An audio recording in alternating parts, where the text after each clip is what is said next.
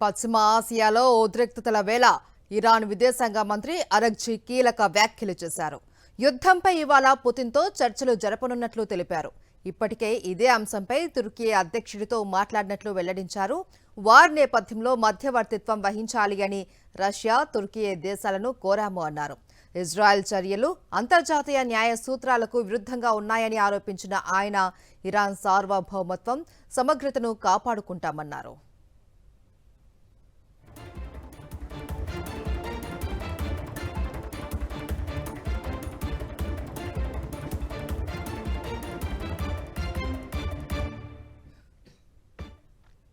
పశ్చిమ ఆసియాలో ఉద్రిక్తతల వేళ ఇరాన్ విదేశాంగ మంత్రి అరగ్జీ కీలక వ్యాఖ్యలు చేశారు.